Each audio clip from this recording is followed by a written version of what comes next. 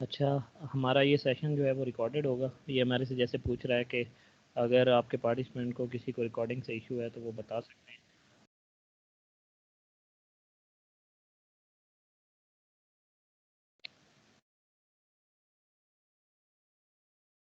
ठीक हो गया।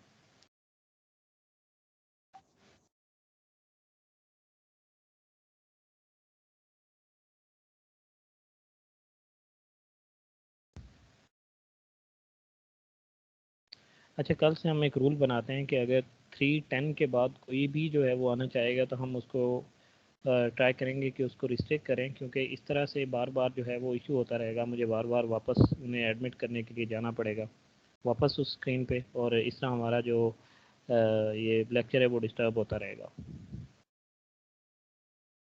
जिसमें ऑप्शन होता है बगैर परमिशन के एंटर होने का, आप वो देख लें, उससे हो जाएगा ऐसे ही। चलें, वो देख लेंगे कल।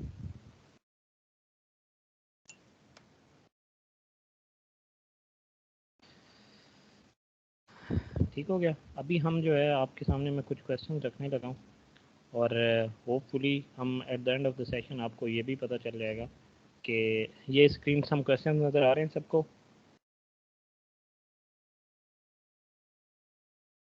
सबको नज़र आ रहे हैं ये क्वेश्चंस? नो सर, शो नहीं हो रहे। एक मिनट।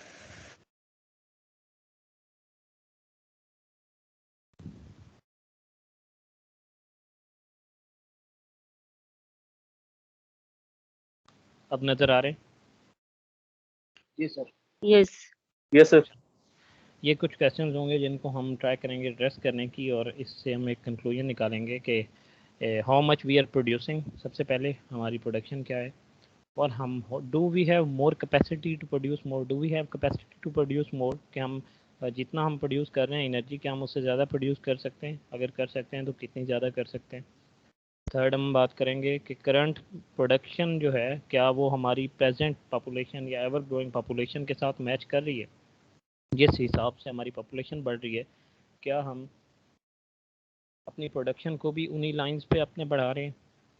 उसके बाद हम देखेंगे कि हम how we are faring in transmission and distribution, के हम हमारा जो ट्रांसमिशन और डिस्ट्रीब्यूशन का सिस्टम है वो किस तरह से कर रहा है, परफॉर्म कर रहा है।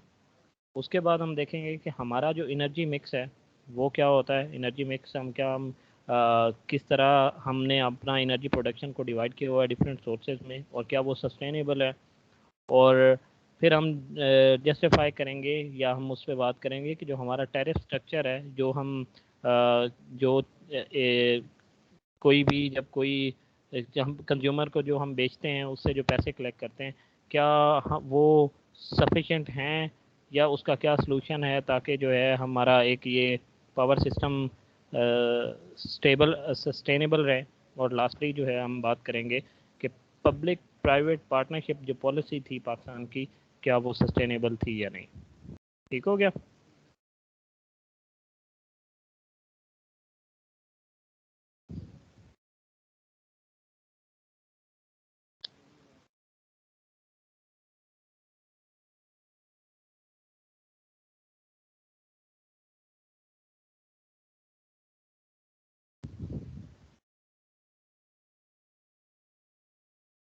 सबसे पहले हम बात कर लेते हैं सिचुएशनल एनालिसिस की।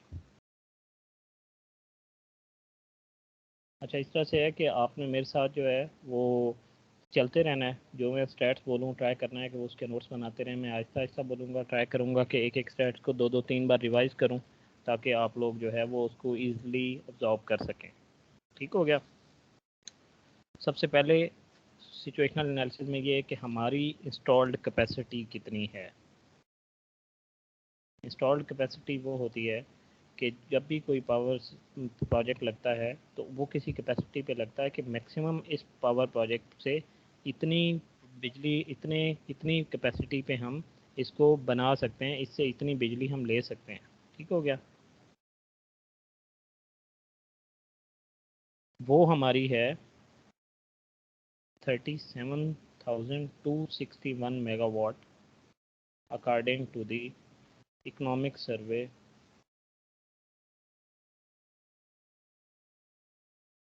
2020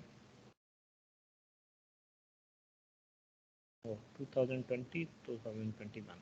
ठीक हो गया, जो लेटेस्ट हमारा इस ईयर आया था। उसके बाद हम बात करते हैं कि ये जो हमारी इंस्टॉल्ड कैपेसिटी है ये 37,000, इसमें से कितनी गवर्नमेंट प्रोड्यूस कर रही है और कितनी आईपीपीज जिन्हें इंडिपेंडेंट पावर प्रोड्यूसर्स कहते हैं, इंडिपेंडेंट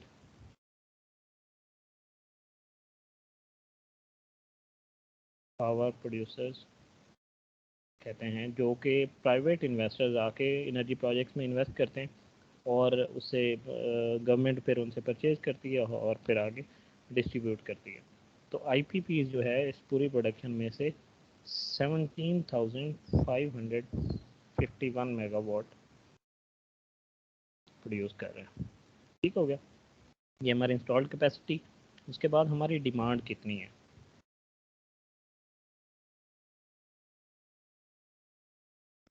डिमांड हमारी है 28,672 बता सकते हैं गवर्नमेंट कितना प्रोड्यूस कर रही है? यार ये कोई क्वेश्चन बनता है, आप उससे माइनस करोगे तो गवर्नमेंट आ जाएंगी। अब ये इससे ज़्यादा कॉमन सेंस क्या हो सकती है मेरे भाई।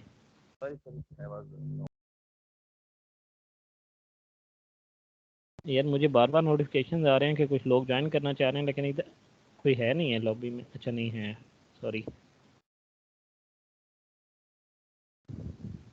ठीक हो गया, हमारी डिमांड इतनी है।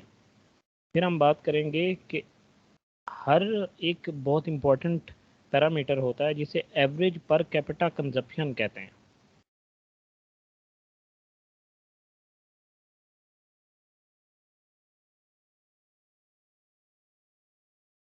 एवरेज पर कैपिटा कंजप्शन क्या होती है कि हमारे कंट्री में हर बंदा, हर इंडिविजुअल पर कैपिटा एक साल में कितने यूनिट यूटिलाइज करता है। इसको मैं कैसे आगे इस स्टैट को यूज़ करूँगा वो मैं आपको बाद में बताता हूँ। वो है 521 किलो वाट और जिसे यूनिट कहते हैं हमारी सादा अल्फाज में, ये इतनी है हमारी। ठीक हो गया, एक टर्म यूज़ होती है फिर सर्कुलर डेट। तो 521 है या 529 है?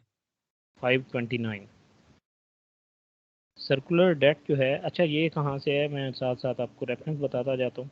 ये जो डिमांड हमारी कितनी है ये है जी state of industry report NEPRA की,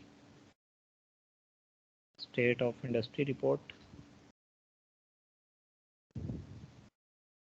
2020। उसमें वो बताते हैं कि हमारे कंट्री की डिमांड कितनी है, नेपरा।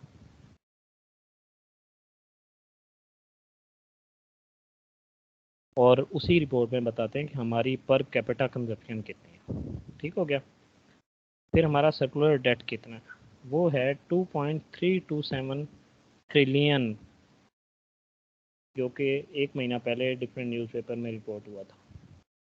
ठीक हो गया, समझ गए सारे। अभी हम इसको, ये था हमारा सिचुएशनल एनालिसिस। अब हम इसको लेके चलते हैं कि हमारे पावर सेक्टर के इश्यूज़ क्या हैं।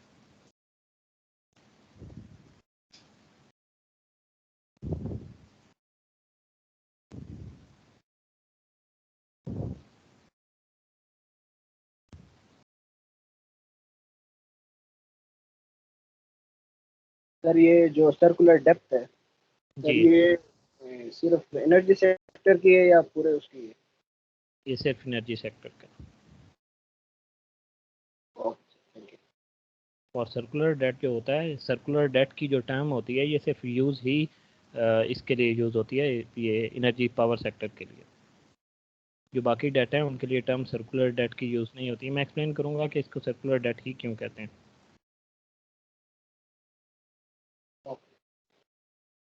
Issues associated with power sector. सबसे पहले इश्यूज़ की बात करें तो इश्यूज़ जनरेशन के, जैसा कि मैंने आपको बताया था कि मैं उसको अपने इश्यूज़ को डिवाइड कर दूंगा डिफरेंट में, जनरेशन में, ट्रांसमिशन में, डिस्ट्रीब्यूशन में।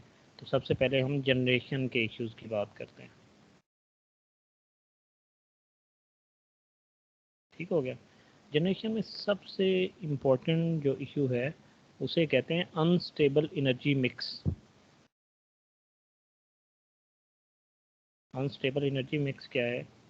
अनस्टेबल एनर्जी मिक्स का मतलब ये कि हम जो पावर प्रोड्यूस कर रहे हैं वो उन सोर्सेज से ज़्यादा प्रोड्यूस कर रहे हैं जिनसे महंगी बिजली बनती है।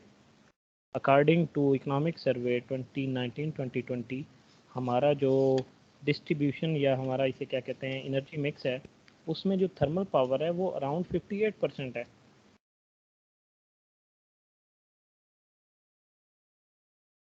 और थर्मल पावर क्या होती है? ऐसी बिजली जो कि हम ऑयल से, गैस से, ऐसे सोर्सेज से बनाते हैं जो कि ज़्यादातर हमें इंपोर्ट करना पड़ता है। और जब इंपोर्ट करते हैं तो उसका नुकसान क्या होता है? पहला नुकसान ये होता है कि हमें महंगी बिजली प्रोड्यूस करके हमारे कंज्यूमर को देनी पड़ती है।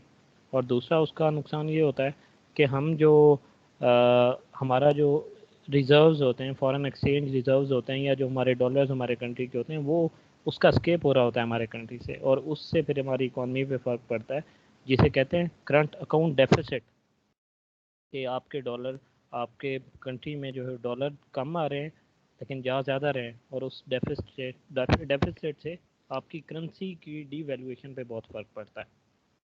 ठीक हो गया? ये पॉइंट समझ आ गया सबको? थर्मल पावर 58% है, और जो हाइड्रो पावर है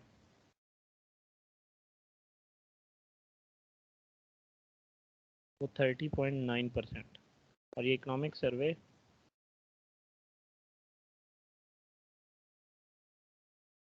2019-2020। ये वाला पॉइंट सबको समझ आ गया, तो हम अगले पे चलते हैं।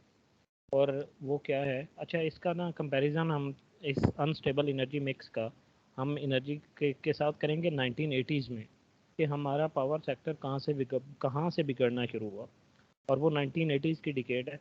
1980s में क्या होता था कि हमारी जो हाइड्रो पावर या पानी से जो बिजली बनती थी वो अराउंड 60% थी एनर्जी मिक्स। एनर्जी मिक्स की टर्म जो है वो मैं बार बार यूज़ करूँगा। उसका मतलब ये कि हम कौन से सोर्सेज से कितनी बिजली प्रोड्यूस कर रहे हैं, कितने परसेंट। ठीक हो गया? तो जो 1980s में था, 1980s में हम अराउंड 60% जो थी वो हाइड्रो पावर एनर्जी प्रोड्यूस कर रहे थे, जो कि कदरे सस्ती होती है। और जो थर्मल पावर जो कि महंगी होती है वो अराउंड 40% था। ठीक हो गया? फिर हमने एक और जिसे एनर्जी मिक्स में आती है, वो कोल से एनर्जी प्रोडक्शन है। रिगार्डलेस के कोल के इन्वायरमेंटल इम्पैक्ट्स क्या हैं, या वो कितने ज़्यादा उससे हमें नुकसान है या इन्वायरमेंट को नुकसान है। जो दुनिया में 40% ऑफ द एनर्जी जो है वो कोल से प्रोड्यूस होती है। और जितने भी कंट्रीज़ हैं, जो डेवलप कंट्रीज़ हैं, जो अभी हाइड्रो पावर या जो मॉडर्न टेक्नोलॉजीज़ की तरफ जा रहे हैं या रीन्यूएबल रिसोर्सेज की तरफ जा रहे हैं, उन सब ने जो एनर्जी प्रोड्यूस करना शुरू की थी वो कोल पावर से शुरू की थी। तो हमने वो फेज़ गुजार दिया, वो गोल्डन फेज़ गुजार दिया। हमने इंडस्ट्रियलाइजेशन नहीं की, हमने वो एक जो अराउंड 186 बिलियन कुछ क्यूबिक मीटर्स का हमारे पास रिजर्व है कोल का, जो कि हम उसको यूटिलाइज ना कर सके। फिर अभी हमने जो लास्ट था गवर्नमेंट की डिस्पेंसेशन थी, इन्होंने कोल पावर प्रोजेक्ट्स लगाए। और अगेन जो है फॉर द गुड के जो नई गवर्नमेंट है उसने इन्वायरमेंटल इम्पैक्ट्स की वजह से उसको बैन कर दिया। उसके हम इकोनॉमिक वायबिलिटी की बात नहीं कर रहे हैं। इकोनॉमिकली वो लोग उसको प्रोड्यूस करना कदरे थोड़ा सस्ता है, क्योंकि दुनिया में 40% एनर्जी अभी भी कोल से प्रोड्यूस हो रही है। लेकिन हम जो है फॉर द गुड हम शिफ्ट हो गए इन्वायरमेंट के लिए। ठीक हो गया? सेकंड जो है, हम जनरेशन की बात करें कि और उसमें मसला क्या है, वो है poor performance of generation companies.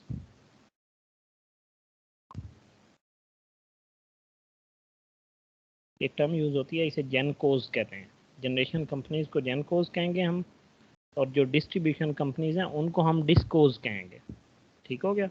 बाद में अगर मैं जनरेशन कंपनी की जगह जेनकोज लिखूं तो समझ जाना आपने, डिस्ट्रीब्यूशन कंपनीज की जगह डिस्कोज लिखूं तो वो भी आपने समझ जाना। ठीक हो गया?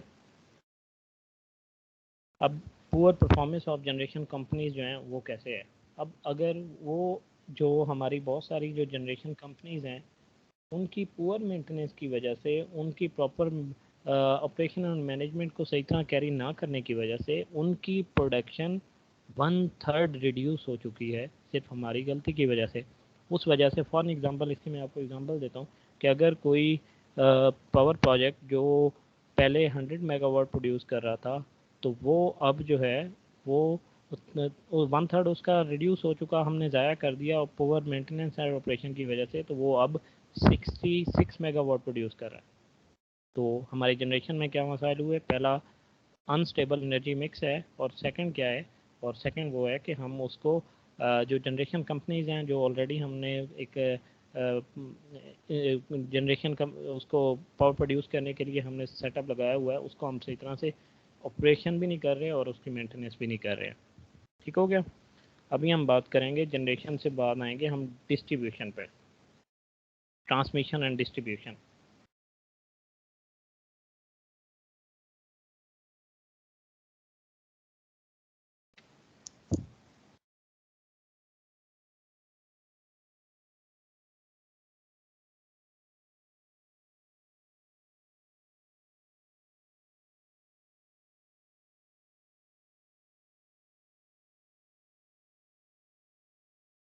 अच्छा, मैं तुम लोगों को थोड़ा सा इसका स्ट्रक्चर भी समझा देता हूँ कि किस तरह से ये ऑपरेट करता है पावर सेक्टर। वो उस तरह से है कि सबसे पहले जनरेशन कंपनीज, जिन्हें हम जेनकोज कहते हैं, वो बिजली बनाती हैं।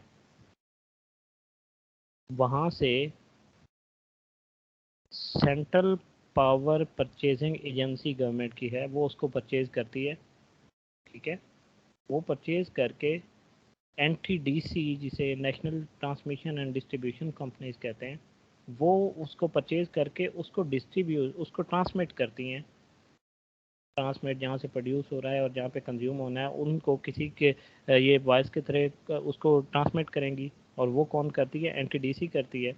और उसके बाद जो है फिर डिस्ट्रीब्यूशन कंपनीज आती हैं, जो कि आपको लेस्कोज, फेस्कोज, आइस्कोज, ये के इलेक्ट्रिक वगैरह, ये डिस्ट्रीब्यूशन कंपनीज हैं, जो कि NTDC जो आपको उन तक पहुंचाती है बिजली, और जो सेंट्रल पावर परचेजिंग एजेंसी जो जेनकोज से ख़रीद के उन्हें देती है, वो फिर आके कंज्यूमर को देते हैं, और कंज्यूमर से ही वो आगे बिल जिसे कहते हैं वो कलेक्ट करते हैं। ठीक हो गया?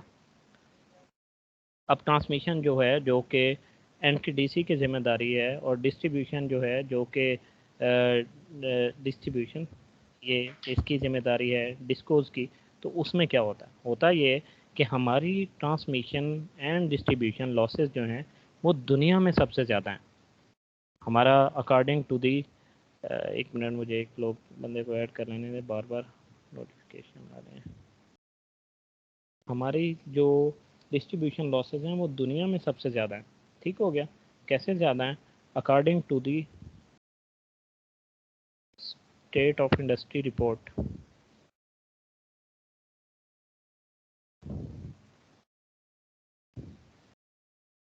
2020 नेपरा,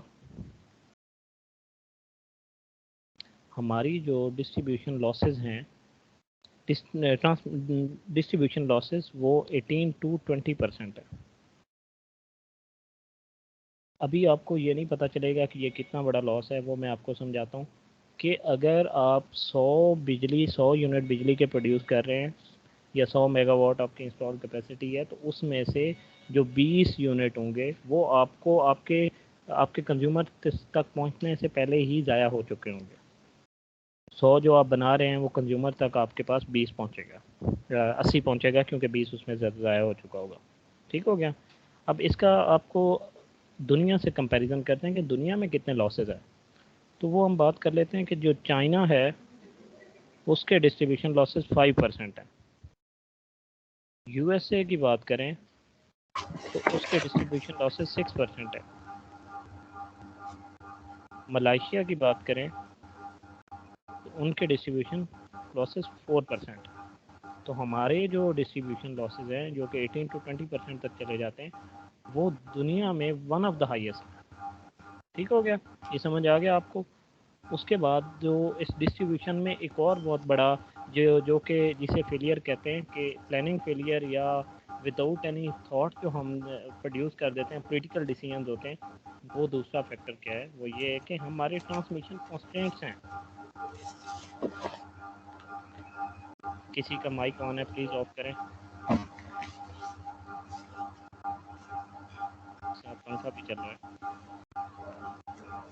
अरे भाई, किसका माइक ऑन है? एक मिनट, लेट मी सी। कायनात सैयद का माइक ऑन है सर। कायनात सैयद, ओके, ऑफ हो गया।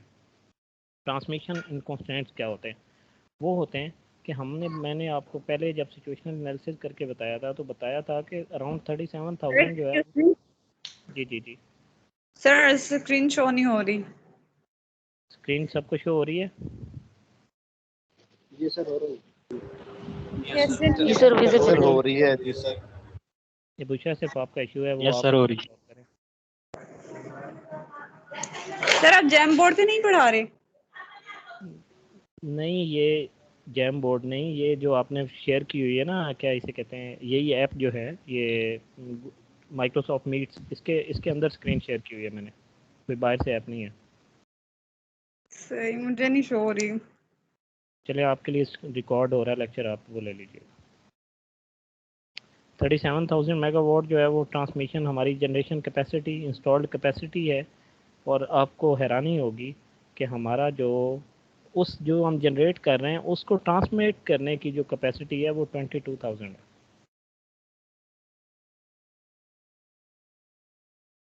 हमारी प्लानिंग का फेलियर देखें कि हमने प्रोजेक्ट लगा दिए हैं, लेकिन उन प्रोजेक्ट को, वो जो बिजली प्रोड्यूस करेंगे, उनको कंज्यूमर तक पहुंचाने का हमारे पास कोई ज़रिया नहीं है। हमने वो ट्रांसमिशन जो लाइंस थी उनकी कैपेसिटी नहीं बढ़ाई, और वो उधर ही 22,000, और हमने अपनी जनरेशन कैपेसिटी बढ़ाते गए।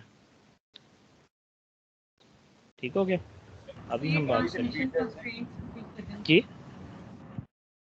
One by one. Transmission constraints जो है वो रिपीट कर दें। ट्रांसमिशन कॉन्स्टेंट्स ये हैं कि वैसे काइंडली इस तरह के जो है ना, फिर वही हम दरमियान में लेक्चर हमारा स्टार्ट हो जाएगा कि जो भी क्वेश्चन होंगे वो मैं दोबारा से बता दूंगा, लेकिन एंड पे बताऊंगा। ठीक हो गया? कॉन्स्टेंट्स ट्रांसमिशन के क्या हैं? वो ये हैं कि हमारी जो जनरेशन कैपेसिटी है, वो मैंने आपको सिचुएशन एनालिसिस में बताया कि वो 37,000 है। लेकिन जो हमारे पास उस जनरेशन, उस बिजली को आगे पहुंचाने की कैपेसिटी है, जिसे ट्रांसमिशन कैपेसिटी कहते हैं, या हाँ, ट्रांसमिशन कैपेसिटी, वो अराउंड 22,000 है। मतलब जितनी हम बिजली प्रोड्यूस कर रहे हैं उतनी ही हमारे पास ट्रांसमिट करने की कैपेसिटी नहीं है। लगी समझ आपको? ठीक हो गया। अभी हम आगे आगे चलते हैं, और वो है कि कंज्यूमर ओरिएंटेड हमारे इशू क्या हैं इसके, हमारे पावर सेक्टर फिर इसका सोर्स क्या है? किसका? 37 जो है वो हमारा इकोनॉमिक सर्वे मैंने पहले भी बताया। इकोनॉमिक सर्वे 2021 जो है उसमें ये फिगर कोट की हुई है। उसके बाद हमारा अगला है कि हमारे कंज्यूमर एंड पे क्या इश्यूज हैं।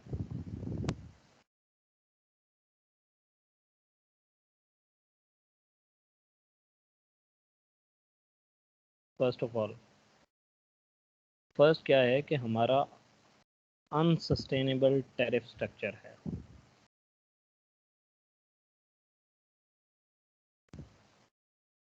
अनसस्टेनेबल टैरिफ स्ट्रक्चर का क्या मतलब है? इसका मतलब ये है कि हम ऑन एवरेज जो है, जो कि हमारी एनटीडीसी की स्टेट ऑफ इंडस्ट्री रिपोर्ट में दिया गया है कि हमारी जो प्रोडक्शन कॉस्ट है एक यूनिट की, वो एवरेज 14-15 रुपीज़ की है। ठीक हो गया? 14 to 15 रुपीज़ पर किलोवाट आवर या यूनिट। ऑन एवरेज हम कंज्यूमर से कितना कलेक्ट कर रहे हैं, कितना उनको बिल भेजते हैं, ये ऑन एवरेज बात कर रहा हूँ। ये उसको हटा के जो हमारी डिवीज़न है वो 11 रुपीज़ है। अब होता क्या है कि एक यूनिट जो गवर्नमेंट को 15 रुपए का पड़ रहा है, वो अगर वो आपको 11 रुपए में बेचेगी तो उसे 4 रुपए खुद से देने पड़ेंगे, और वो जो 4 रुपए होंगे उसे सब्सिडी देने पड़ेगी। तो ये एक, जैसे जैसे सब्सिडी देंगे गवर्नमेंट के पास पैसे कम होंगे, वो इस ये जो सिर्फ ये वाला फैक्टर है ये बढ़ाएगा हमारा, जिसे कहते हैं सर्कुलर डेट। मैं वो आपको सर्कुलर डेट के जो पॉइंट में उसे और बेहतर तरीके से समझा दूंगा कि ये किस तरह से हमारे सर्कुलर डेट को अनसस्टेनेबल टेरिफ स्ट्रक्चर बढ़ाता है। यहाँ तक आपको समझने की ज़रूरत सिर्फ ये है कि किस तरह से कितने की हम प्रोड्यूस कर रहे हैं और कितने की बेच रहे हैं, वो असल में दोनों कंपेटेबल नहीं है। कितनी देर तक गवर्नमेंट जो है वो पे करती रहेगी आपकी जो इनएफिशिएंसीज हैं ट्रांसमिशन की, डिस्ट्रीब्यूशन की, जनरेशन की। अल्टीमेटली जैसा कि आपको पता है कि IMF का जब प्रोग्राम चला तो उन्होंने भी सब्सिडीज़ जो पावर स्ट्रक्चर के ख़त्म करने की बात की, और अपना जो टैरिफ स्ट्रक्चर है उसको रिवाइज करने की, बिजली की कीमतें बढ़ाने की। अल्टीमेटली गवर्नमेंट को बढ़ाना पड़ेंगी। उसकी रीज़न ये है कि हमारा लॉसेस बहुत ज़्यादा हैं, हमारा जो टैरिफ स्ट्रक्चर है वो बहुत अनसस्टेनेबल है। ठीक हो गया। उसके बाद हम बात कर लेते हैं सर्कुलर डेट की। सर्कुलर डेट बहुत इंपॉर्टेंट है, उसको समझना बहुत ज़रूरी है। पता नहीं चलता कि सर्कुलर डेट है क्या असल में। दूसरा जो इशू है कंज्यूमर ओरिएंटेड पे वो सर्कुलर डेट है।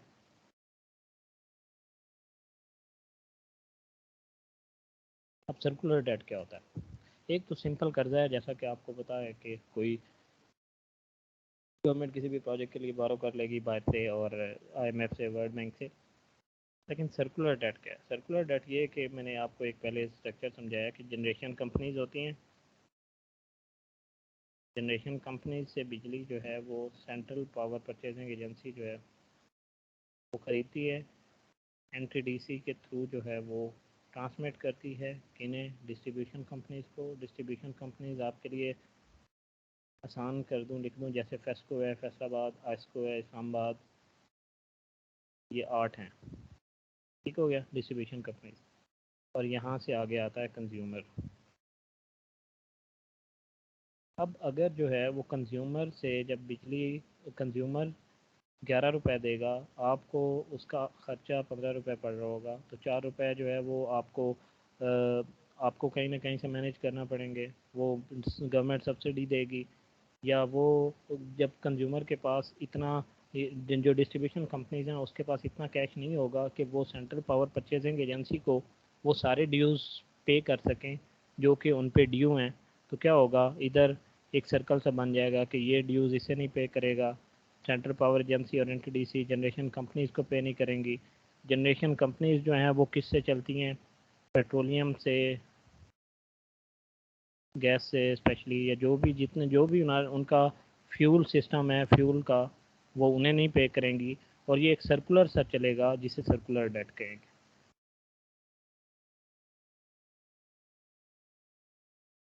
ठीक हो गया।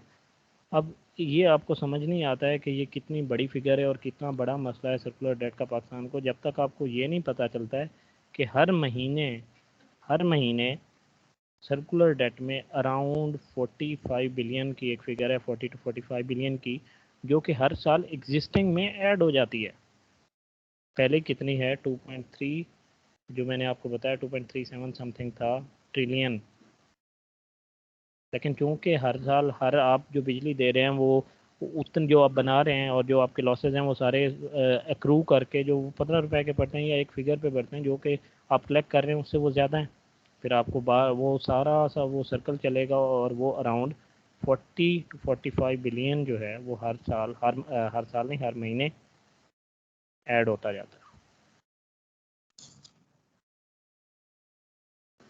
तो ये थी सर्कुलर डेट की बात। उसके बाद हमारा इशू क्या है? वो ये है कि पुअर रिकवरी। इधर ही मैं लिख देता हूँ, पुअर रिकवरी।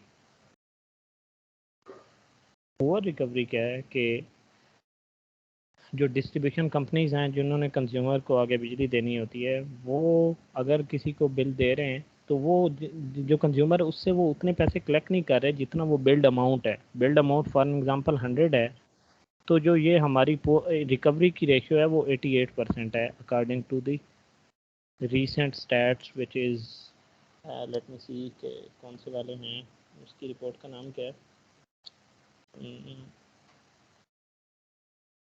मेरे ख्याल में ये जो है वो उसी स्टेट ऑफ इंडस्ट्री रिपोर्ट है नेपरा की। अभी मैं आपको एक चार्ट सा बना के देता हूँ जिससे आपको इन सारे लॉसेस और इतने सारे इश्यूज जो हैं वो ज़्यादा अच्छे तरीके से समझ आएंगे। वो ये है कि सबसे पहले जनरेशन कंपनीज के जो 1/3 पे उनकी रिड्यूस हो चुकी कैपेसिटी, वहाँ से ट्रांसमिट हो के आई ट्रांसमिशन,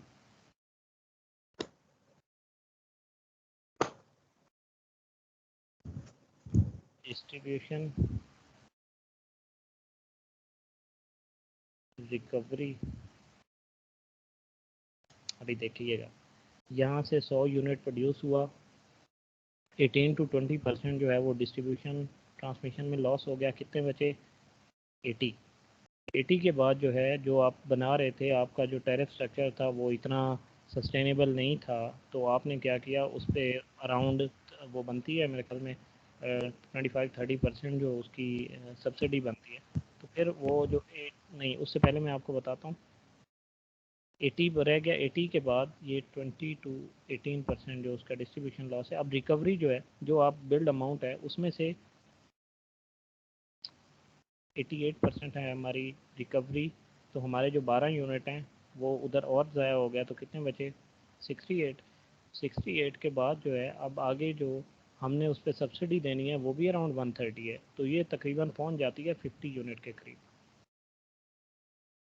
जो 100 यूनिट बनाया था आपने, प्रोड्यूस किया था, उस पे डिस्ट्रीब्यूशन निकाल के, रिकवरी निकाल के, टैरिफ की सब्सिडी निकाल के आप तकरीबन 50 यूनिट के पैसे इकट्ठे कर रहे हैं। और चूँकि आप इतने ज़्यादा लॉसेस में हैं, तो फिर क्या होगा, सर्कुलर डेट जो है वो आपका अक्रू होता जाएगा और ये यूँ सर्कुलर सर्कल चलता रहेगा। अच्छा, आप बार बार जो है वो डिस्कनेक्ट होके कनेक्ट क्यों हो रहे हैं? क्योंकि मुझे लगता है कि मैं शायद इंटरनेट का इशू हो, लेकिन ये बार बार रिक्वेस्ट आ जाती हैं एक जैसी। खैर आगे चलें, ये आपको मुझे लगता है कि समझ आ जाएगा। आखिरी पॉइंट जो है वो इश्यूज़ में वो गवर्नेंस का है।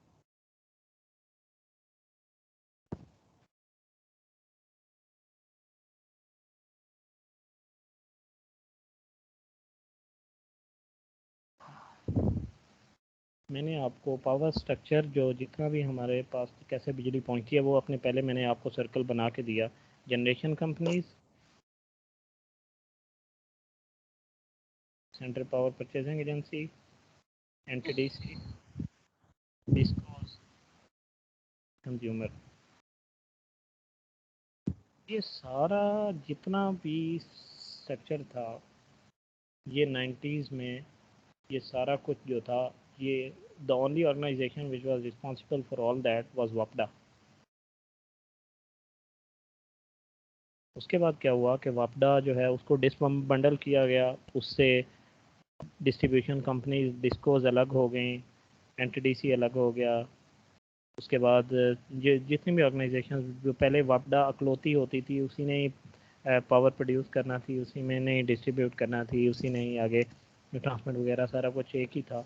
तो उसको पता था कि डिमांड एंड सप्लाई का प्रिंसिपल क्या होता है, कि हमारी डिमांड कितनी है, हमने कितने डिमांड किस तरह से और किस तरह से हमने उस डिमांड को मेट करने के लिए सप्लाई को इंश्योर करना है, तो वो भी ना हो सका।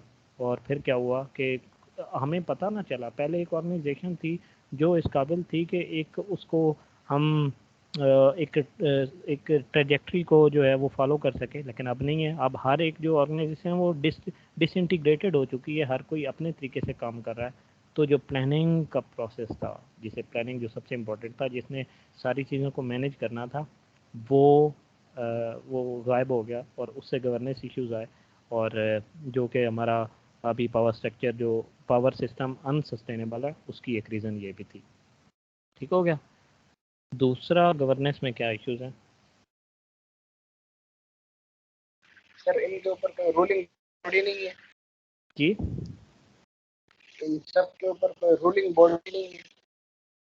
यार क्वेश्चन जो है ना, रूलिंग बॉडी कोई नहीं है, लेकिन क्वेश्चन हम एंड पे करेंगे। ठीक है। अभी दूसरी बात, एक गवर्नेंस का इशू ये था कि हमने अभी एक फिगर है कि अराउंड 20 ऑर्गेनाइजेशंस जो है ना वो डील कर रही हैं पावर सेक्टर को, डिफरेंट OGDCL और पता नहीं क्या क्या, वापडा और APCADC को आप सर्च कर सकते हैं। अराउंड 20 ऑर्गेनाइजेशन हैं। ठीक है, एक मिनट में एक ऐड कर लूँ कोई दोबारा। नज़ाकत प्यारे भाई, क्यों बार बार एग्जिट हो रहे हो और एंटर हो रहे हो?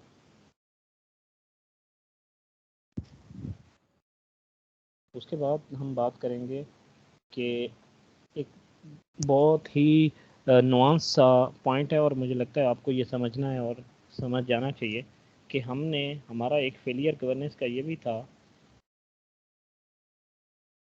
Failure to create demand.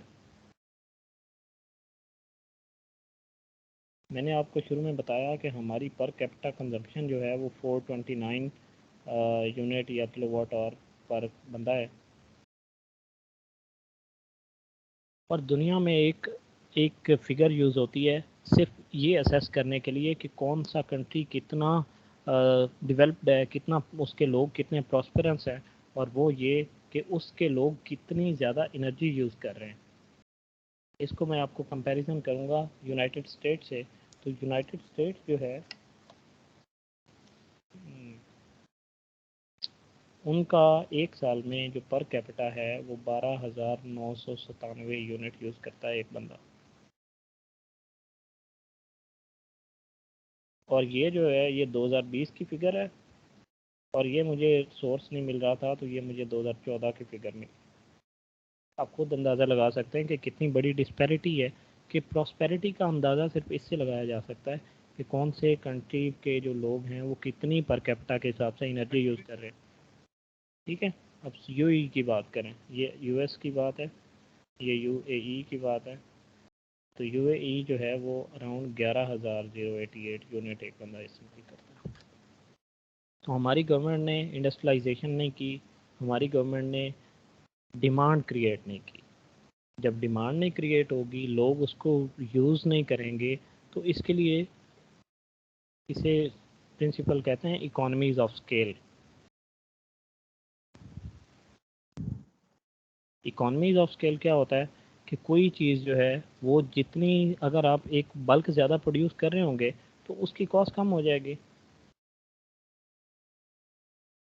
Bulk more production होगी तो उसकी जो कॉस्ट है, प्रोडक्शन ज़्यादा और कॉस्ट कम, यही इसे इकोनॉमीज ऑफ स्केल कहते हैं। तो अगर हम डिमांड क्रिएट करते, हमारी गवर्नमेंट इंडस्ट्रियलाइजेशन करती, हमारे लोग ज़्यादा बिजली यूज़ कर रहे होते तो अल्टीमेटली उसकी कॉस्ट भी कम होती। ठीक है, ये थे जी हमारे मेजर कॉन्स्टेंट्स जिसमें हमने बात की। सबसे पहले हमने जनरेशन के इश्यूज़ की बात की, उसके बाद हमने ट्रांसमिशन के इश्यूज़ की बात की, फिर हमने कंज्यूमर ओरिएंटेड जो इश्यूज़ थे उन पे बात की हमने, फिर हमने जो है वो गवर्नेंस के जो इश्यूज़ थे उन पे बात की। और गवर्नेंस के इश्यूज़ में जो है वो जो एक सबसे इम्पोर्टेंट पॉइंट है जिसका आजकल बहुत ज़्यादा जिक्र है वो मैं मिस कर गया हूँ, और वो प्राइवेट पावर पॉलिसी।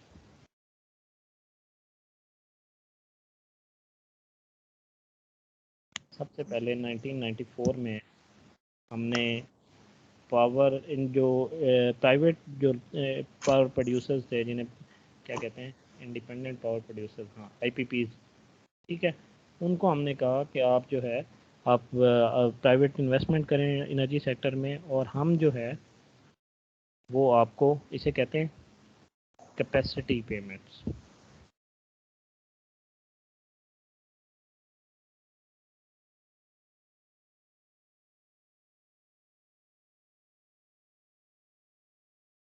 नाइनटीन 94 में पॉलिसी आई जिसमें हमने पावर जो प्राइवेट इन्वेस्टर्स थे उनको एनर्जी सेक्टर में इन्वॉल्व किया। तो उन्होंने क्या किया, उन्होंने बिल्कुल अपने जो उन्होंने प्लांट लगाए, अराउंड 4.5 बिलियन US डॉलर की इन्वेस्टमेंट आई, अराउंड 4100 मेगावाट के पावर प्रोजेक्ट्स लगे।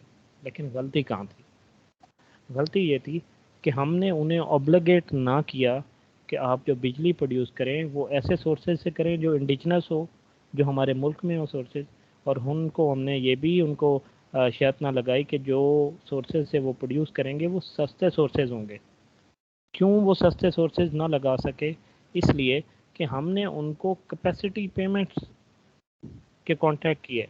हमने उन्हें कहा कि आप बिजली बनाएंगे, आपको सिर्फ बिजली बनाने की जो है वो पैसे मिलेंगे, हम आपसे ख़रीदें ना ख़रीदें, हमें ज़रूरत हो या ना हो, पैसे आपको मिलते रहेंगे। इसे टेक और पे पॉलिसी कहते हैं कि आप जो इंडिपेंडेंट प्रोड्यूसर्स हैं उन्होंने जो प्रोजेक्ट्स लगाए उनको उनकी कोई सर दर्द नहीं है कि आगे डिमांड है या नहीं है, ज़रूरत है या नहीं है, गवर्नमेंट उनसे ख़रीद रही है या नहीं ख़रीद रही है, लेकिन उन्होंने पैसे लेने ही लेने।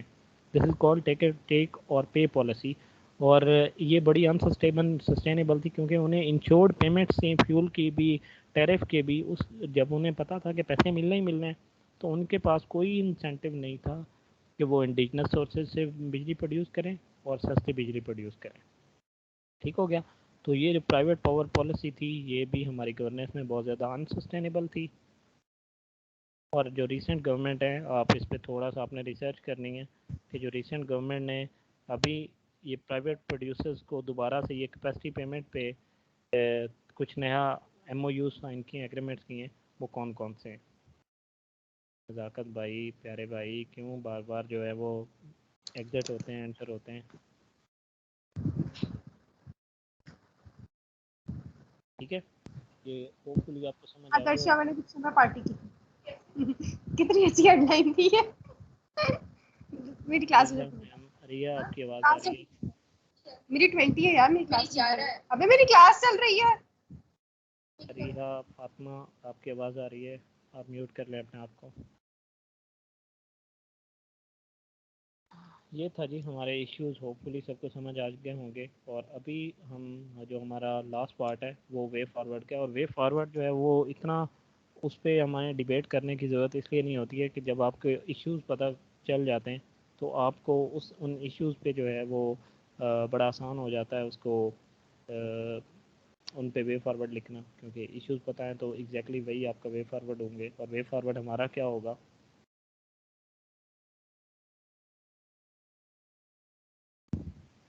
सबसे पहले हमने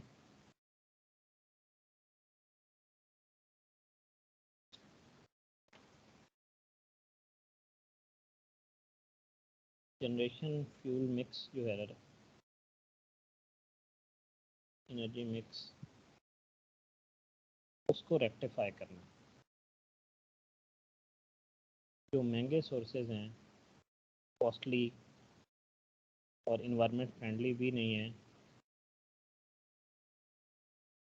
फ्रेंडली, उनको हमने निकालना है। उनको उनकी जगह पे जो सस्ते सोर्सेज हैं, हाइड्रो पावर हो गया, रीन्यूएबल एनर्जी के जितने भी सोर्सेज हैं उनको हमने यूटिलाइज करना है। हमने एनर्जी से जो एनर्जी मिक्स है उसको अपने को ठीक करना है,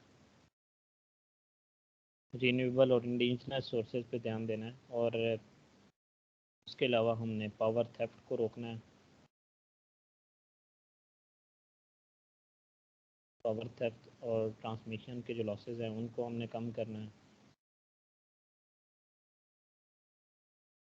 अच्छा, कैसे कम करना है उसका एक बड़ा इम्पोर्टेंट सा प्रिंसिपल है। अगर आप उसको अपने बात करना चाहें तो इसका होता है कि अगर जैसा कि आपने इंडिपेंडेंट पावर प्रोड्यूसर्स की जो पॉलिसी लाई उसके लिए, जनरेशन कंपनीज के लिए, ऐसे ही अगर आप प्राइवेट सेक्टर को इन्वॉल्व कर देते हैं ट्रांसमिशन में, NTDC में, जो प्राइवेट सेक्टर जब आएगा तो वो ट्राई करेगा कि जितने लॉसेज हो रहे हैं वो ना हो, ताकि वो अपने प्रॉफिट को इंश्योर कर सकें। तो आपका एनर्जी जो सेक्टर है वो पॉसिबली, मोस्ट प्रोबेबली जो है वो जो ट्रांसमिशन और डिस्ट्रीब्यूशन के जो 20% और 18 to 20% लॉसेज हैं दुनिया में सबसे ज़्यादा, वो ठीक हो जाएंगे। तो इसे प्राइवेट सेक्टर को इन्वॉल्व करना है, ठीक है। उसके बाद हमने बात करनी है कि डिमांड क्रिएशन की, जो हमने बात की कि डिमांड गवर्नमेंट को क्रिएट करनी चाहिए, इंडस्ट्रियलाइजेशन की तरफ जाना है हमने। ये खुद लिखते रहें, मैं सिर्फ आपको हिंट लिख रहा हूँ क्योंकि ये बड़ा आसान होता है वे फॉरवर्ड लिखना, क्योंकि हमने पहले इस पर काफ़ी डिबेट कर ली है। उसके बाद हमने क्या करना है कि जो वो टेक और पे पॉलिसी है, जो हमारे प्राइवेट सेक्टर की जो पॉलिसी है उसको रैशनलाइज करना है।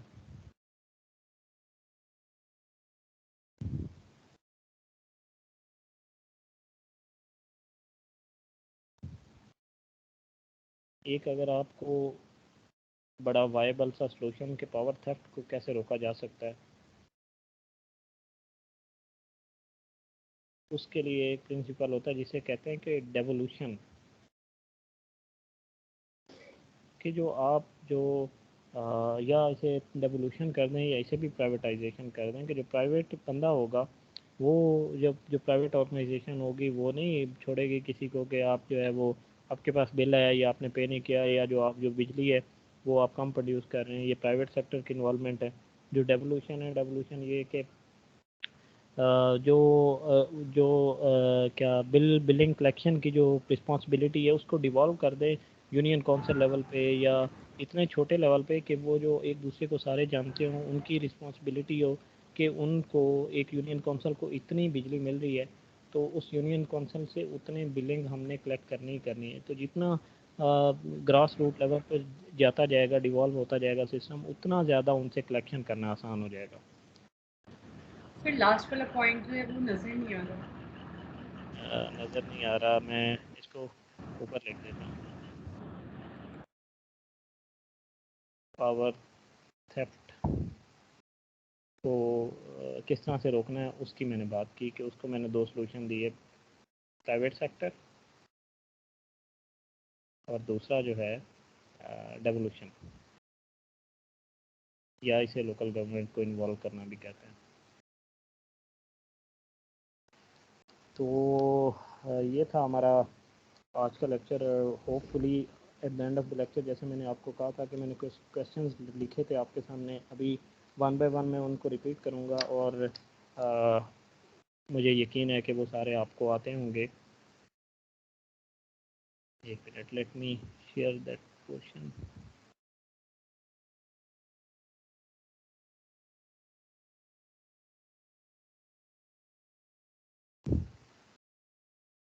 नज़र आ रहे हैं सब क्वेश्चंस आपके पास? एक कंफर्म यस कर सर। ठीक हो गया।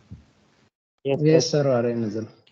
सर क्वेश्चन ये हैं कि how much we are producing. हमने बता दिया कि हमारी जो 2020 और 2021 के इकोनॉमिक सर्वे के मुताबिक हम अराउंड 37,000 मेगावाट प्रोड्यूस कर रहे हैं, या प्रोड्यूस नहीं कर रहे हैं, हमारी जो जनरेशन इंस्टॉल्ड कैपेसिटी है उतनी। Do we have capacity to produce more? Yes, बिल्कुल हमारे पास कैपेसिटी है। हमारे पास जो है वो एक फिगर कोट की जाती है बापडा की तरफ से कि हमारे पास सिर्फ हाइड्रो पावर की जो जनरेशन कैपेसिटी या जो हम प्रोड्यूस करते हैं वो अराउंड 60,000 मेगावाट है, 60,000। फिर जो रीन्यूएबल रिसोर्सेज हैं हमारे पास, सोलर पावर का बहुत ज़्यादा प्रोडक्शन है, हमारे पोटेंशियल है हमारे पास। विंड जो हमारी उधर कोस्टल लाइन है उस पर जो है वो विंड से एनर्जी प्रोड्यूस करने की बहुत ज़्यादा कैपेसिटी है।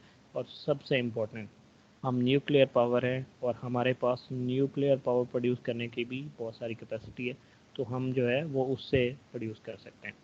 ठीक हो गया। Current production catering the needs of ever growing population.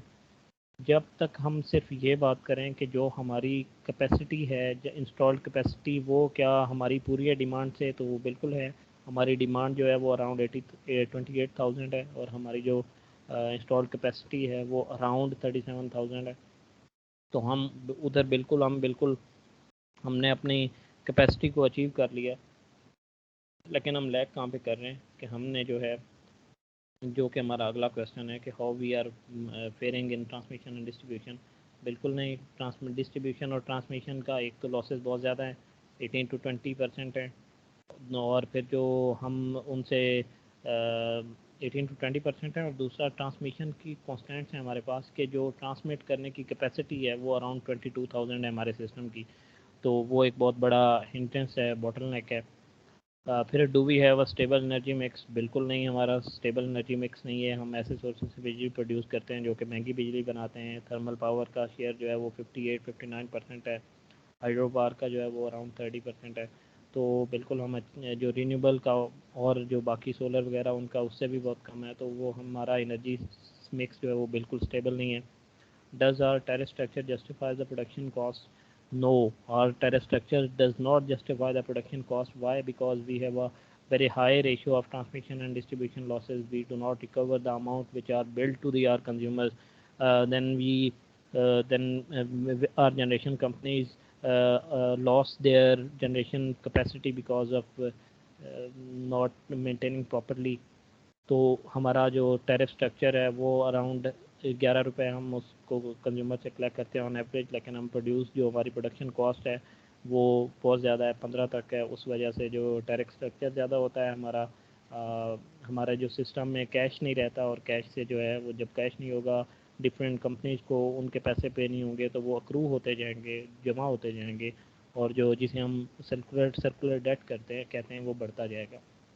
और फिर हमने our public private partnership policy की हमने बात की कि वो बहुत अनसस्टेनेबल थी, वो टेक और पे पॉलिसी थी, कैपेसिटी पेमेंट थी, उनको कोई ऑब्लिगेशन नहीं था कि वो सस्ते सोर्सेज से बनाएं बिजली, और या ऐसे सोर्सेज से बनाएं जो इंडिजिनस हों। उससे हमारा जो है वो एक तो हमारा कैपिटल जो है पैसे डॉलर फ्लाइट होता गया वायर, और हमारे कैपिटल मतलब जो डॉलर जा रहे थे आपके कंपनी से, क्योंकि आपने फ्यूल बाहर से ख़रीदना है, उसके बजाय कम आ रहे थे। और वो एक ये भी फैक्टर था जो कि हमारे करंट अकाउंट डेफिसिट में एक बहुत बड़ा फैक्टर है ये। और एक और यहाँ पे एक पॉइंट ये आखिरी बात करते हुए मेरे माइंड में आ गया, वो ये कि जो हमारी इंडस्ट्री है वो उसका जो हमारा कि कौन सा सेक्टर कितना बिजली कंज्यूम कर रहा है, उसमें जो हाउस होल्ड सेक्टर है, घर जो होते हैं वो 49% है, इंडस्ट्री सिर्फ 25% है। हालांकि जो इंडस्ट्री होती है वही आपकी ज़्यादा बिजली प्रोड्यूस कर रही होती है, क्योंकि हमारे पास इंडस्ट्रियलाइजेशन नहीं है, हमने डिमांड ने प्रोड्यूस की। तो एक ये मैं आपको बताना ज़रूरी समझा। तो एट द एंड जो मैंने आपको बात की थी कि मैं आपके सामने जो है ये प्रूव करूँगा, ट्राई करूँगा प्रूव करने की कि हमारा जो एक minute, let me share the screen again.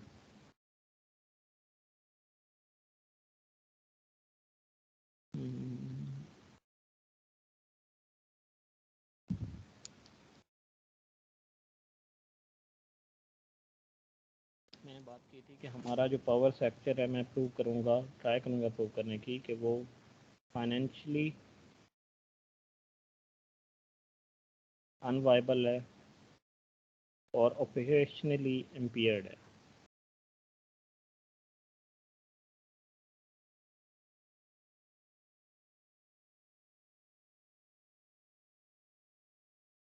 Hopefully आप सबको बात समझ आ गई होगी, और अभी हम क्वेश्चन आंसर सेशन की तरफ जाएंगे।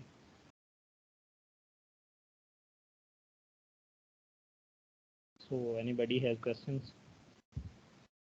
कुछ पूछना है, कुछ समझ नहीं आया, कुछ रिवाइज करवाना चाह रहे हैं, कुछ फैक्ट बात दोबारा पूछना चाह रहे हैं? एक क्वेश्चन था जी सर, ये जो सीक्वेंस के अंदर हाइड्रो पावर प्रोजेक्ट करते हैं उसके बारे में आपकी आवाज़ बहुत कम आ रही है, आपकी आवाज़ बहुत ये जो के अंडर जो पावर प्रोजेक्ट्स है उसके बारे में कुछ डिटेल्स बता सकती हैं सर? बता सकते हैं प्लीज थोड़ा सा? सी पैक की कुछ आपने बात की है, एग्जैक्टली मुझे नहीं समझ आया, लेकिन मैं आपको बता देता हूँ। सी पैक को थोड़ा सा ब्रीफ कर देता हूँ। सी पैक के ना जिसे फेज़ 1 कहते हैं, अब्दुलरहमान अपना माइक ऑफ करें। सी पैक जो है, सी पैक में जो सी पैक की डिफरेंट फेजेस थी। जो फेज़ 1 थी उसमें दो चीज़ें थी जो बहुत इंपॉर्टेंट थी, या जो मेजर एलिमेंट थे फेज़ 1 के। वो एक था एनर्जी प्रोडक्शन और दूसरा इंफ्रास्ट्रक्चर डेवलपमेंट। किसी भी जो इकोनॉमी होती है, किसी भी कंट्री की इकोनॉमी में, उसमें दो जो मेजर बॉटलनेक्स होते हैं वो कौन से होते हैं? एक आपका रोड इंफ्रास्ट्रक्चर नहीं है, अगर आप कोई चीज़ आपके डिफरेंट एरियाज़ का आपस में कनेक्शन नहीं है। दूसरा क्या होता है कि अगर आप कोई इंडस्ट्री कुछ भी प्रोड्यूस करना चाह रहे हैं, कुछ भी ऐसा आपका हाउस होल्ड इंडस्ट्री कुछ भी, तो आपको उसको चलाने के लिए आपके पास एनर्जी नहीं है। तो फेज़ 1 ने उस दो चीज़ों को एड्रेस किया। ये रोड्स नेटवर्क बना और बहुत सारे पावर प्रोजेक्ट्स लगे, जिनमें कोल के भी पावर प्रोजेक्ट्स हैं, हाइड्रो पावर के भी हैं, और बहुत सारे प्रोजेक्ट्स हैं। तो अराउंड एक फिगर है मेरे पास अभी नहीं है, मैं सी पैक में अराउंड आपको पढ़ा दूंगा। मेरे ख्याल में 17,000 मेगावाट के करीब जो बिजली है वो सी पैक से ऐड हुई है हमारी जनरेशन कैपेसिटी में।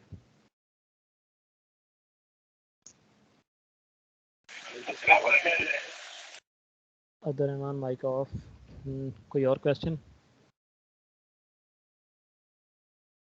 सर पहले हमारे पास एग्जिस्टिंग क्राइसिस थे और सीपैक की ही वजह से इस वक्त जो हमारी स्टोर्ड कैपेसिटी है वो हमारे पास सफिशेंट है। पहले हमारी कैपेसिटी कम थी। एग्जैक्टली समरा ने बिल्कुल ठीक बात की है कि ये सीपैक की वजह से ही जो है जो हमारी इंस्टॉल्ड कैपेसिटी है वो इतनी गई है और उसका बड़ा रोल है हमारी डिमांड से इंस्टॉल्ड कैपेसिटी के ज़्यादा होने में। सरफराज या शायद कुछ और क्वेश्चन कोई और भी कर रहा था यहाँ। जी सर अस्सलाम वालेकुम। मैम सर मेरा मैम रिमशा आप बाद में क्वेश्चन कीजिएगा। सरफराज आप बात सर मैं पूछ रहा था ये सर्कुलर डेप्थ को एक मरतबा एक्सप्लेन कर दें मज़ीद दोबारा।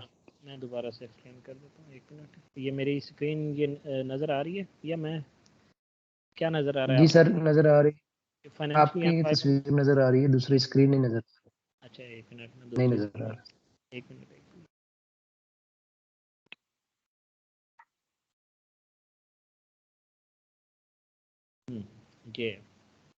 जी सर अभी हो गया। अभी जो है मैं आपको पावर का स्ट्रक्चर समझाया था कि जनरेशन कंपनीज होती हैं,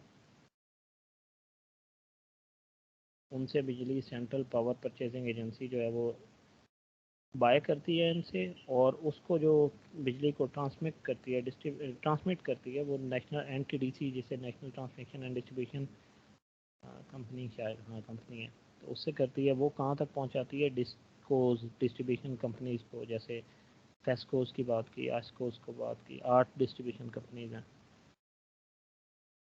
वहाँ तक बिजली पहुँचाती है और वो फिर डिस्ट्रीब्यूशन कंपनी कंज्यूमर को देती है और कंज्यूमर ने फिर कंज्यूमर से बिलिंग जो होती है, बिल जो होते हैं वो भी वही कलेक्ट करते हैं।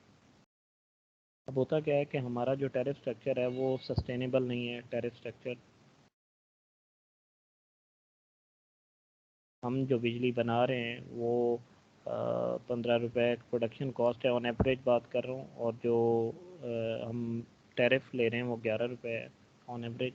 उससे क्या होता है कि जो हम जो कलेक्ट कर रहे होते हैं वो कम होता है, जो प्रोड्यूस हो रहा होता है वो ज़्यादा होता है। मतलब आपके सिस्टम में कैश कम आता है। डिस्ट्रीब्यूशन कंपनीज के पास उतना कैश नहीं होता जितना उन्होंने सेंट्रल पावर परचेजिंग एजेंसी को देना होता है। सेंट्रल पावर परचेजिंग ने जो ड्यूज़ जनरेशन कंपनीज को अचीव देने होते हैं, जनरेशन कंपनीज ने जो फ्यूल की जहाँ से भी जो फ्यूल सोर्सेज से उन्होंने फ्यूल लिया होता है उनसे लेना होता है। तो ये सारा एक सर्कल चलता है, सारा ये जो कैश सिस्टम में नहीं होता।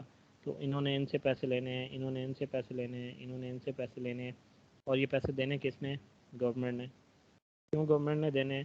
क्योंकि जो ये 11 से 15 या जितने भी सिस्टम में लॉसेज होते हैं उनके लिए गवर्नमेंट ने सब्सिडीज़ देनी होती हैं। फिर गवर्नमेंट उतनी सब्सिडीज़ नहीं दे पाती है बहुत सारी रीज़न की वजह से। उनमें से एक रीज़न जो है, जैसे IMF है, उनकी कंडीशन है कि आप सब्सिडीज़ को कम करेंगे। दूसरी ये कि आपके पास इतने रेवेन्यूज़ वैसे गवर्नमेंट के पास है ही नहीं है कि वो सब्सिडीज़ देते, टैक्सेस बहुत कम होते हैं। तो उस तरह से वो एक जो है वो सर्कल चलता है, और उस सर्कुलर डेट की जो अमाउंट है 2.37 ट्रिलियन है। ठीक हो गया? कोई और क्वेश्चन? जी सर थैंक यू। एक मिनट समरा आप नहीं बात करेंगे, अरिया बात करेंगी। अरिया के बाद बात करेंगे। जी सर इन issues associated with power sector आपने जनरेशन उसमें जो है अनस्टेबल एनर्जी मिक्स का किया था, how is that an issue? वो इशू इस तरह से है कि जो आप अपना माइक ऑफ करें। अच्छा, जो अनस्टेबल एनर्जी मिक्स ये होता है कि आप कौन से सोर्सेज से कितनी बिजली प्रोड्यूस कर रहे हैं। ठीक हो गया? तो जो हम बिजली प्रोड्यूस कर रहे हैं वो थर्मल, जो हमारी सोर्सेज हैं, थर्मल पावर है, वो अराउंड 58-59% है। तो जो वो थर्मल से बिजली प्रोड्यूस हो रही होती है वो महंगी बिजली होती है, क्योंकि वो जो सोर्सेज से जो हम प्रोड्यूस कर रहे हैं वो इंडिजिनस नहीं है, ऑयल है, गैस है, जो हमें इंपोर्ट करना पड़ती है, हमें महंगी पड़ती है। तो जब वो महंगी बिजली प्रोड्यूस होगी तो अल्टीमेटली गवर्नमेंट जो है वो महंगी बेच नहीं सकती है बहुत सारे रीज़न की वजह से, तो फिर उन्हें सब्सिडीज देना पड़ेंगी, सर्कुलर डेट बढ़ता जाएगा। रिमशा अगला क्वेश्चन करेंगी। सर मैं ये पूछ रही थी कि पावर थेफ्ट को कैसे रोका जा सकता है, तो ये पावर हमें वे बता दें। पावर थेफ्ट की जो है उसको रोकने के लिए मैंने दो जो है उसके लिए सलूशन बताए। पहला जो था कि हम प्राइवेट सेक्टर को इन्वॉल्व करें बिलिंग कलेक्शन में, कि जो प्राइवेट सेक्टर होगा वो गवर्नमेंट को तो लोग डॉज कर लेंगे, लेकिन जब कोई प्राइवेट इन्वेस्टर आएगा तो वो उस तरह से लोगों को डॉज नहीं करने देगा और वो उसको बिलिंग जो है हमारी रिकवरी है वो बेहतर होती जाएगी। दूसरा उसका सलूशन है डिवॉल्व करना, रेवोल्यूशन लोकल गवर्नमेंट को इन्वॉल्व करना, कि ये हमें पता हो कि एक जो लोकल गवर्नमेंट की जिम्मेदारी हो, एक यूनियन काउंसिल तहसील लेवल पे, कि आपको इतनी बिजली मिल रही है, आपने इतने हमें कलेक्ट करके देने। तो जितना वो ग्रास रूट लेवल पर जाता जाएगा उतना उन लोगों को ट्रैक करना आसान हो जाएगा जो बिजली चुराते हैं, बजाय इसके कि कोई एक सेंटर से इस्लामाबाद से वो चीज़ मोनीटर हो रही हो, लोकल गवर्नमेंट से आसानी से मोनीटर होगी। Thank you. The next question जो है वो कायनात करेंगी, कायनात सैयद। जी सर, सर ये private power policy kindly repeat करते हैं, इसमें आपने कैपेसिटी पेमेंट का बताया था। हाँ, कैपेसिटी पेमेंट जो है ना हमारे 1994 में, अच्छा जो क्वेश्चन जिनका हो जाता है ना वो अपना हैंड्स लोअर कर दें। रिमशा आपने हैंड रेज किया हुआ है, आप नीचे कर दें। अच्छा, कैपेसिटी पेमेंट्स पावर, हमने पावर सेक्टर की बात की, तो पावर सेक्टर में हमारे 1994 में पहली बार प्राइवेट पावर पॉलिसी आई और उसमें हमने जो है प्राइवेट सेक्टर को इन्वॉल्व किया कि आप हमारे लिए इन्वेस्ट करें, हमारे लिए बिजली बनाएं, हम आपको पे करेंगे। लेकिन उस पे नुकसान या वो जो हमने सोचा नहीं, हमने प्लान ना किया, वो ये था कि हमने उनको कहा कि आपको कैपेसिटी पेमेंट्स मिलेंगी, आपको इंश्योर्ड पेमेंट्स मिलेंगी, कि आप जो बिजली जितनी इंस्टॉल्ड कैपेसिटी आपने बिजली का प्लांट लगाया है ना, आपको उस पे मिलेंगी पैसे। इस चीज़ पे नहीं मिलेंगे कि आपने कितना प्रोड्यूस किया और कितना हमने आपसे ख़रीदा। टेक और पे इसे कहते हैं, कि या ख़रीदो या हमें पैसे दो। ऐसा नहीं है कि हमने पावर प्रोजेक्ट लगाया हुआ है और आप हमसे बिजली नहीं खरीद रहे हैं, इसका मतलब ये है कि आप हमें पैसे भी नहीं देंगे। तो उस तरह से फिर चूँकि हमने उनको इंश्योर्ड पेमेंट्स का जिक्र किया, उनको हमने कॉन्ट्रैक्ट्स में इंश्योर्ड पेमेंट्स की दी, क्या उसे कहते हैं, इंश्योर किया, तो उस वजह से उनके पास वो इंसेंटिव नहीं था कि वो सस्ते सोर्सेज से बिजली बनाएं या ऐसे सोर्सेज से बिजली बनाएं जो इंडिजिनस हैं, जो हमारे अपने कंट्री के हैं, जैसे कि पानी, बिजली, पानी, विंड, सोलर, बहुत सारे ऐसे हैं। Thank you. नेक्स्ट क्वेश्चन जो है वो किसने हाथ खड़ा किया हुआ है, let me see, Malik Arsalan Ishfaq. Thank you sir. Sir आपने एक कंज्यूमर इश्यूज में हमें बताया था पुअर रिकवरी का ऑप्शन पॉइंट जी, इसको सर काइंडली थोड़ा एक्सप्लेन करते। जो क्वेश्चन करता जाए उसके बाद वो अपना हाथ नीचे करता जाए। सेकंड क्वेश्चन सर ये है कि इकोनॉमीज ऑफ स्केल आपने एक पॉइंट बताया था, इसको भी काइंडली थोड़ा सा मैं बता देता हूँ। Thank you. जो पहले बात की अपने रिकवरी का मतलब ये कि आप एक जो बिल जाता है या एक किसी भी, हमने एक बिजली कंज्यूम की कोई भी डिस्ट्रीब्यूशन कंपनी होगी वो कंज्यूमर को इतना बिल देगी, लेकिन जो डिस्ट्रीब्यूशन कंपनी जितना अमाउंट बेचती है और जितना कलेक्ट करती है उसमें अराउंड 12% का डिफरेंस है। मतलब उनकी जो रिकवरी रेशियो है वो 88% है।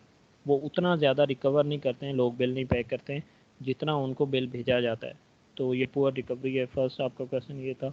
सेकंड आपने बात की कि इकोनॉमीज़ ऑफ स्केल की। इकोनॉमीज़ ऑफ स्केल इकोनॉमी का प्रिंसिपल है कि कोई भी आप प्रोडक्ट जो बना रहे हैं उस प्रोडक्ट के लिए आपने एक प्लांट लगाया, तो जितनी ज़्यादा आप बल्क में वो प्रोडक्ट प्रोड्यूस करेंगे तो एक सिंगल प्रोडक्ट की जो है ना वो कॉस्ट कम होती जाएगी। फॉर एग्जांपल, अगर आपने एक प्लांट लगाया हुआ है 10 पेन बनाने के लिए, ठीक है, तो आपका प्लांट वही है। अगर आप उसी टाइम में उस प्लांट से अगर 100 पेन बनाएंगे तो जो एक पेन की कॉस्ट होगी, जो आप पहले 10 बना रहे थे तो उसकी कॉस्ट ज़्यादा होगी। अगर आप 100 बना रहे हैं तो जो पर पेंसिल कॉस्ट होगी वो कम होती जाएगी। तो ये इकोनॉमीज ऑफ स्केल होती है।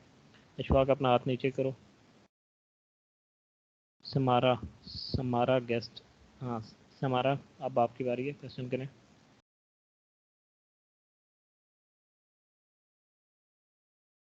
समारा ने मुझे लगता है पहले क्वेश्चन कर लिया, उन्होंने हाथ नहीं नीचे किया। हमूद नईम।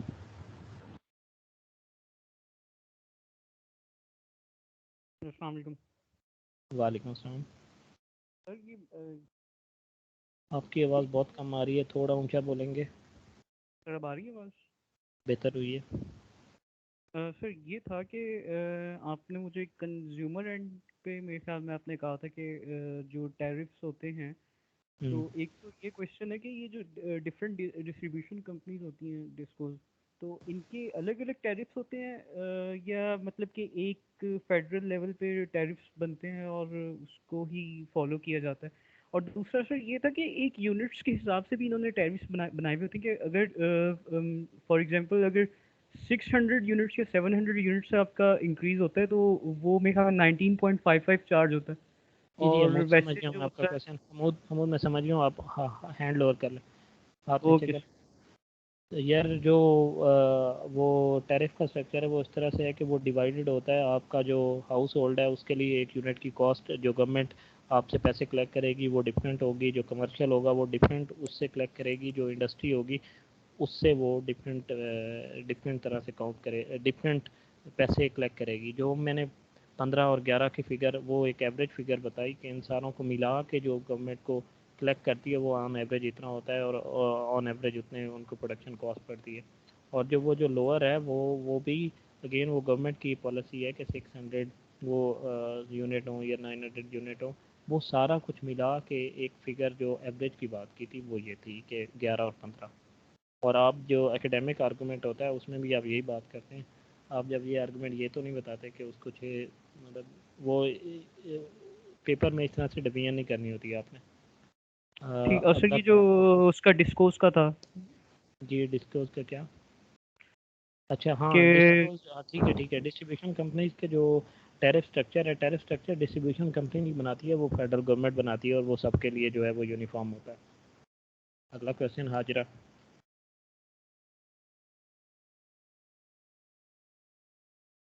हाजरा ओके। सजाद अली। सजाद अली अस्सलाम जी सर। जी जी। हाँ सर, मैं कह रहा था कि आपने वो बात बताई कि जो कोल वगैरह था वो भी हमारे पास एक अपॉर्चुनिटी थी, लेकिन हम लॉस कर चुके हैं। लेकिन फिर अभी ये जो थर्कोल के अंदर चाइनीज कंपनीज काम कर रही हैं और तकरीबन 700 to 800 मेरे हिसाब से मेगावाट एक सिस्टम में बिजली ऐड भी की है, तो इसका फिर फ्यूचर क्या होगा? और दूसरी चीज ये थी कि जो हमारी मतलब कार्बन इमिशन है हमारी कंट्री की, वो तो दुनिया ग्लोबल कार्बन इमिशन के अंदर हमारा तो बहुत ही कम माइन्यूट परसेंटेज है एक।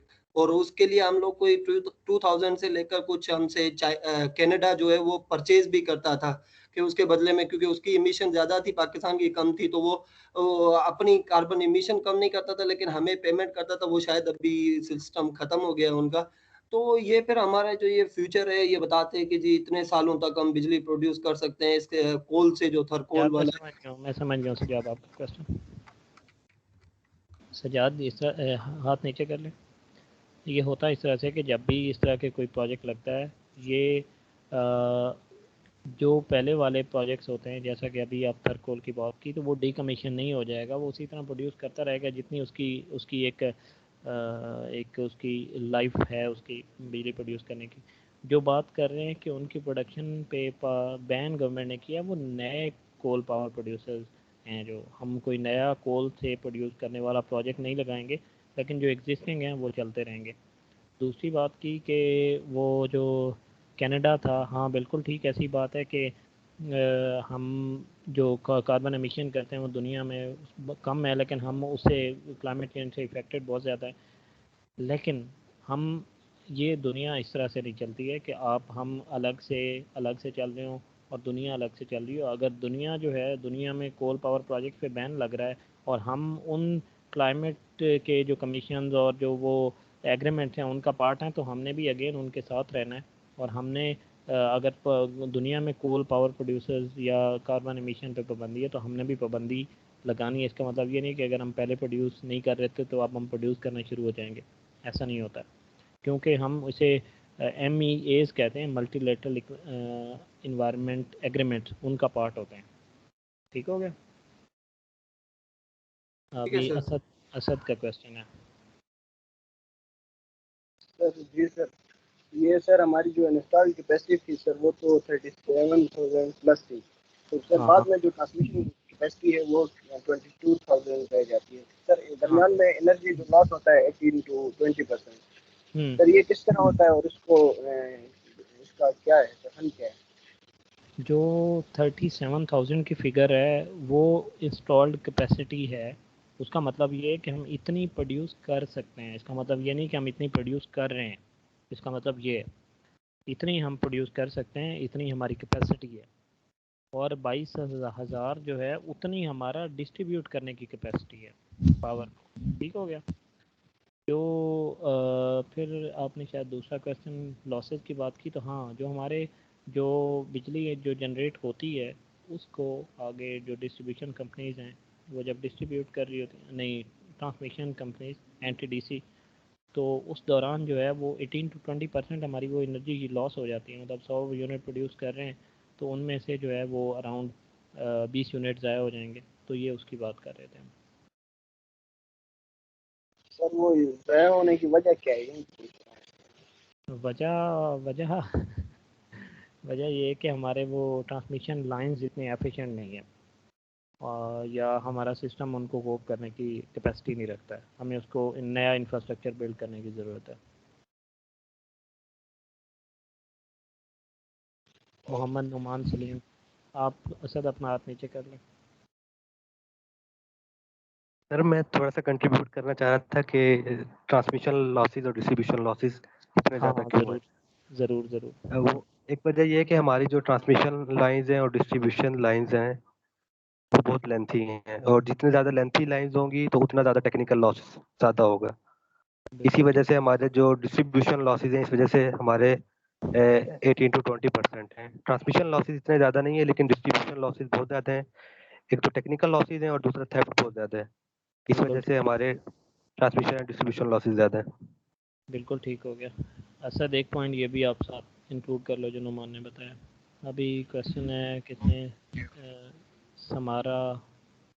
समारा यस, समारा आप कोई क्वेश्चन करना चाह रही हैं? आपका नाम समरा है समारा है? हाजरा।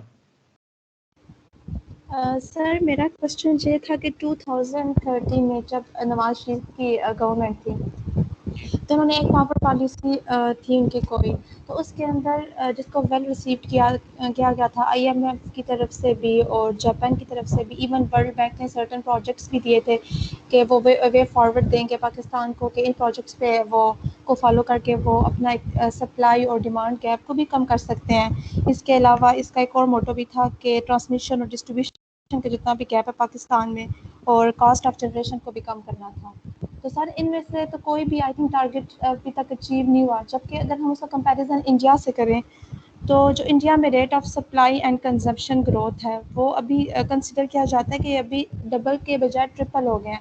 इवन जो इंडिया वो फाइनेंशियली तौर पे जो अपने जितने भी एक्सपेंडिचर है उसको फाइनेंशियली खुद से अपने ओन रिसोर्सेज से पे नहीं कर रहा, लेकिन फिर भी कहा जाता है कि उनकी जो प्राइवेटाइजेशन है उसकी वजह से ये इंडिया की जो जनरेशन कैपेसिटी है वो पाकिस्तान से ट्रिपल है। तो क्या सर फिर पाकिस्तान की पॉलिसी मेकिंग पे ये बात आ जाती है कि हमारी पॉलिसी मेकिंग गलत है? यही हम इसकी बात कर रहे थे, जो हमने इसको वो जो हमने ये बहुत सारे पॉलिसी के इश्यूज़ में बात की, उनमें से एक ये भी इशू था कि हमने जो हमारे चीप सोर्सेज थे हमने उतने उस पर इतना ध्यान नहीं दिया। जैसा कि हमने अभी बात की कि ये हमारा 2013 के बाद भी बहुत सारे जो इंडिपेंडेंट पावर प्रोड्यूसर्स थे जिनके प्रोजेक्ट्स लगे, उनमें से बहुत सारों को अभी कैपेसिटी पेमेंट्स उसी तरह से मिलती हैं जैसा कि पहली वाली पॉलिसी में था।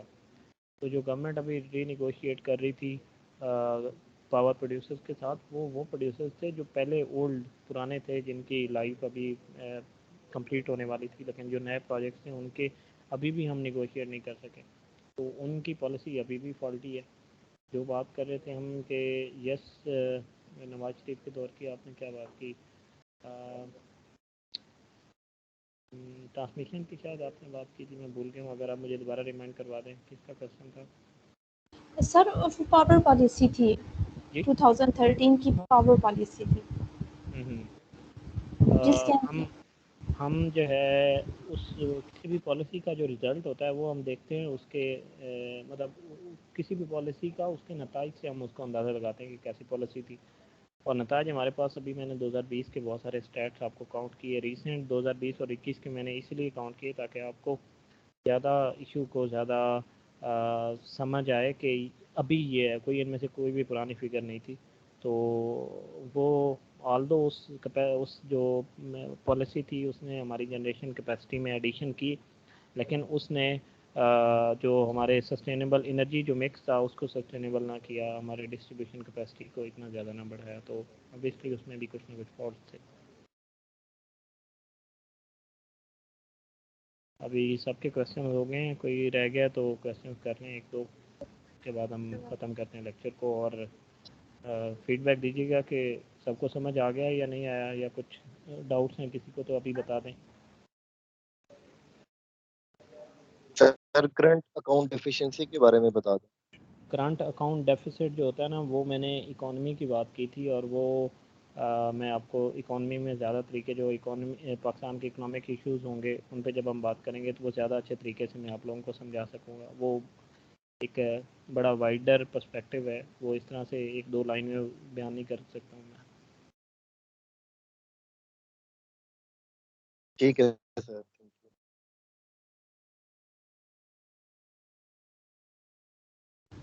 सर यहाँ पे एक चीज़ ऐड करना चाहूँगी, क्योंकि मैं इन्वायरमेंटल साइंसेस के टॉपिक में पढ़ रही थी। जो भी कोई किसी स्टूडेंट ने क्वेश्चन किया था कि पाकिस्तान कार्बन एमिटर नहीं है ना, तो ये बिग पोल्यूटर है।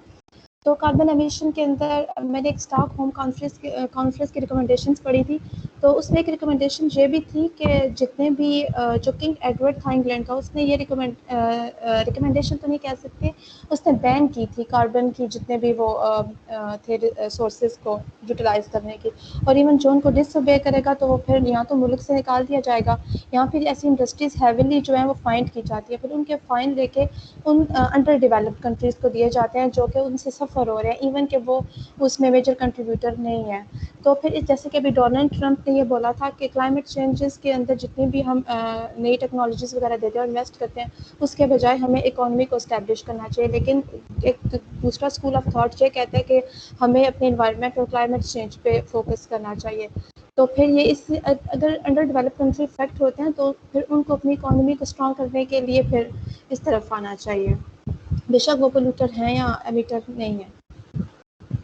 नहीं ऐसा नहीं है, हम जो पोल्यूटर हो या मीटर हो, अगर दुनिया जो है वो अगर वो जा रही है उसकी तरफ जिसमें हमने कार्बन के अपने सोर्सेज को, कार्बन डाइऑक्साइड के एमिशन को कम करना है, तो अल्टीमेटली आपको कम करना पड़ेगा। लेकिन आप क्योंकि इन्वायरमेंटल साइंस है तो आपको पता होगा कि जब वो ऐसे इंस्ट्रूमेंट्स होते हैं जैसे क्योटो प्रोटोकॉल था और दूसरा क्या था, उनमें जो है वो कंट्रीज डिवाइडेड होते हैं दो पार्ट्स में, ग्रुप 1 ग्रुप 2 इस तरह करके। जो ग्रुप 1 होता है उनको उन्होंने कम करने होते हैं, लेकिन जो ग्रुप 2 होता है उनके पास ये आज़ादी होती है कि वो अपनी एज इट इज़ जैसे एमिशंस चल रही हैं उनको कम कर सकें, और उनको कम ना कर सकें मतलब जैसे वो पोल्यूट कर रहे हैं वो करते रहें।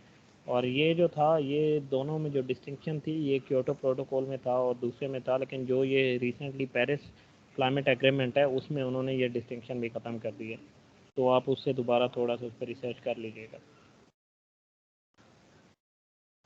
ठीक हो गया सर? क्वेश्चन था, मेरी आवाज़ नहीं आ रही।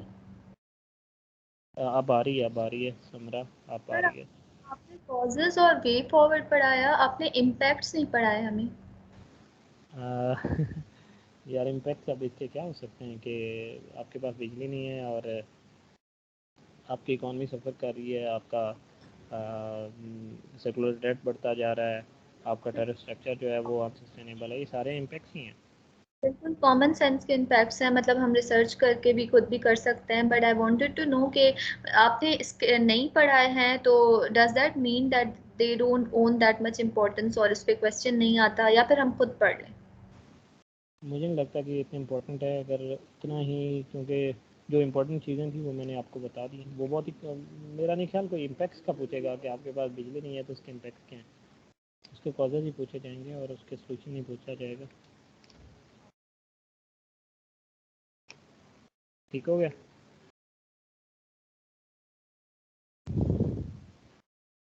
कोई और क्वेश्चन है? सर इसमें हम ये कह सकते हैं कि इसके दूसरा इम्पैक्ट।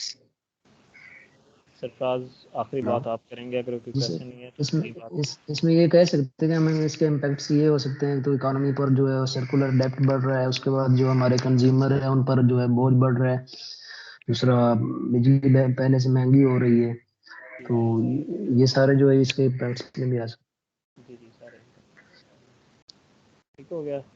बहुत शुक्रिया प्यारे भाइयों, और अभी इंशाल्लाह बात होगी। होपफुली आप सबको मेरी बातें समझ आ गई होंगी, और जो मैं चीज़ जो है वो साबित करना चाह रहा था कि हमारा जो पावर सेक्टर है वो फाइनेंशियली अनवाइबल है और ऑपरेशनली इम्पेयर्ड है, तो वो मैं इस कंक्लूजन पे आप शायद सब पहुंच चुके होंगे। तो इंशाल्लाह हम अगले लेक्चर में फिर बात किसी और टॉपिक पे करेंगे। थैंक यू, अल्लाह हाफ़िज़।